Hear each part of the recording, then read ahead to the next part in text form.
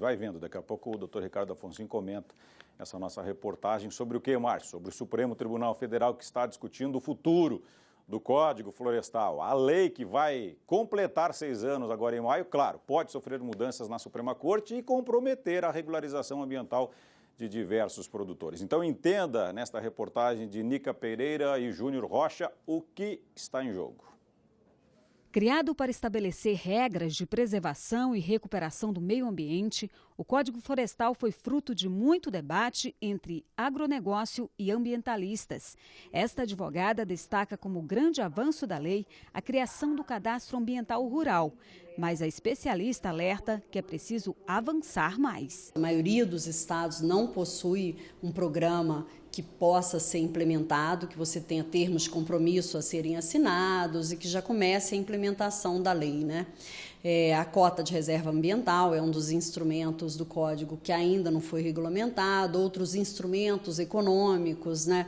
Aí utilizar o crédito rural como forma de adequação e de alteração da agricultura para uma agricultura de baixo carbono. Faltam alguns pontos a serem regulamentados para se começar a efetiva implementação da lei, né? A validação do CAR, que é o próximo passo para essa implementação. Os produtores rurais têm até 31 de maio para realizar o CAR.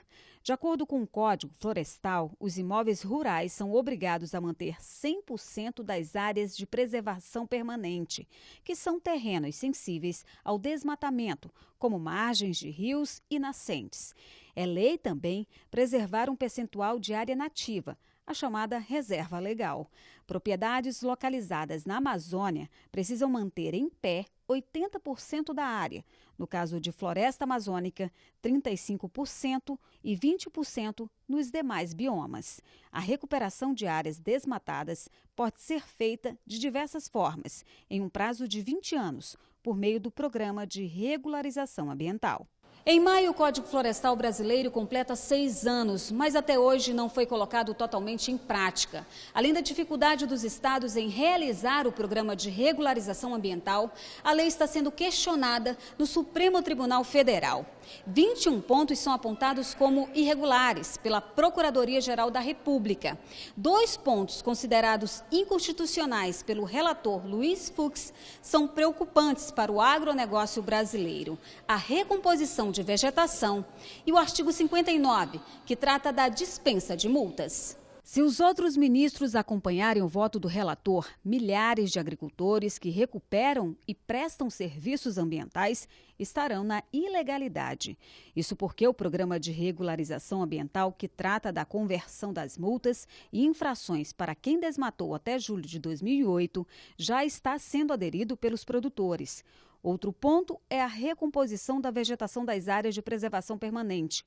Para o subprocurador da República, o voto do ministro do STF foi conservador e está indo na contramão das necessidades de preservação dos biomas do país. Foi um tanto frustrante para o Ministério Público verificar que, de tantos aspectos considerados inconstitucionais, apenas a questão da anistia, que foi, acatada pelo relator. Especialmente a anistia tanto da monetária como a anistia das infrações cometidas ou da consolidação dos desmates realizados antes de 2008. Mas o fato é que as demandas propostas, que são 3 ações civis, ações diretas de inconstitucionalidade que foram propostas, dessas 3, haviam muitos pontos que precisavam ser ponderados, dentre eles a questão da supressão quase que integral de área de preservação permanente em determinadas circunstâncias, como em reservatórios para produção de energia elétrica, também fixados em datas. Outros aspectos, a questão da flexibilização excessiva da reserva legal. Já para o presidente da Associação Brasileira de Produtores de Algodão, a legislação trouxe segurança jurídica para os produtores, que hoje produzem de acordo com o que está na lei aprovada em 2012. Muitos produtores se erraram por não saber, por dúvidas, porque as legislações eram coisas muito antigas, de 1965, 1966, que foram sendo alteradas no decorrer do tempo e estão muito confusas. E o código trouxe isso para um patamar novo de informações e ficou muito bem detalhado o que ele pode fazer e o que não pode fazer. Agora, todos estão com as atenções voltadas para o plenário do Supremo Tribunal Federal, que pode colocar em risco a regularização ambiental de milhões de produtores. E até o momento, 10 ministros já votaram no julgamento. Falta apenas o decano Celso de Mello. Saber onde a gente vai agora? Para Cachoeirinha, lá onde acontece a abertura oficial da colheita do arroz amanhã, inclusive aqui na tela do RN a partir das 14 horas, com também informações do mercado e companhia. Quem está na nossa linha por telefone é o nosso analista jurídico, doutor Ricardo Afonsinho. Aliás, doutor Ricardo, seja bem-vindo como sempre, hein? Boa noite. Boa noite, Márcio. Boa noite, amigos do Canal Rural. Estão te esperando aqui amanhã, Márcio, para a abertura da colheita do arroz aqui, com expectativa. Bacana. Grande evento, com claro. as dificuldades que a lavoura vem enfrentando. Tremendas. Já foi passado na reportagem anterior. Perfeitamente. A lavoura de arroz, certamente, é uma das que vai sofrer mais com essa posição que o Supremo Tribunal Federal está tomando, nesses 10 votos que já foram proferidos, que rasga o Código Florestal, trazendo uma insegurança jurídica absoluta. É uma coisa muito séria o que está acontecendo nessa votação do Supremo Tribunal Federal. O senhor acha... O Supremo Tribunal tem causado 2 grandes prejuízos. Diga lá. Ao país. Alô? Diga lá, quais são os 2? Um por não julgar. Tem processos importantíssimos que ficam lá sem julgar a vida toda, que perdem até a sua finalidade pela omissão do Supremo no votar, e quando vota, tem votado mal, causando outros prejuízos. Então tem o prejuízo por não votar e o prejuízo por votar. Infelizmente, o Supremo tem dado um serviço de pouca qualidade para o país. E este caso do Código Florestal é exemplar. Eles estão votando num achômetro e rasgando tudo que tecnicamente foi feito pelo Congresso Nacional. Eles estão desrespeitando a competência do Congresso Nacional e levando o país a um problema seríssimo da nossa agricultura, que terá agora grandes dificuldades se for declarada a inconstitucionalidade de todos esses artigos, com base no voto do ministro Marco Aurélio, que foi quem puxou essa votação. Quando estava só no voto do ministro Fux, havia só essas 2 questões aí do problema da anistia e que seriam superadas. Mas o que o do ministro Marco Aurélio fez do seu voto e outros tantos que estão acompanhando, eu não sei como é que eles vão conseguir proferir, ter uma posição, porque é um retalho tão grande na votação que dificilmente eles vão chegar a um consenso de como vão lavrar esse acordo. Eu quero ver.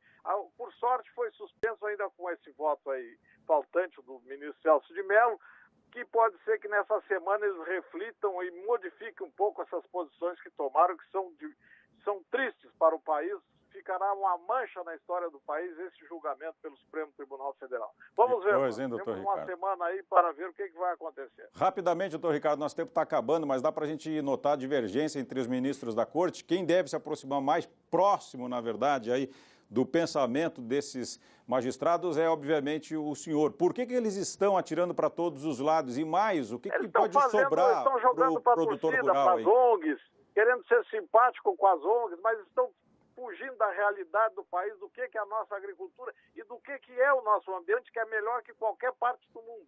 Ninguém preserva tanto como o Brasil. Lastimavelmente, eles estão fora da realidade, mal conduzidos, e o ministro Gilmar Mendes foi o único que deu um voto dando pela improcedência de todas as ações e colocando um ponto nos is do que está sendo feito. Então, realmente, nós vamos ter aí, se confirmar essa decisão da forma que está acontecendo, uma triste página na história do judiciário do Brasil. Infelizmente, doutor Ricardo. O STF decide o futuro, né, da regularização ambiental, está lá na nossa tela aqui no RN, a gente quer, claro, dividir isso com você, principalmente porque os desdobramentos estão para acontecer aí nesses próximos capítulos. Doutor Ricardo, um grande abraço para o senhor. Grande abraço. A gente se vê aí em Porto Alegre, em Cachoeirinha, no Rio Grande do Sul.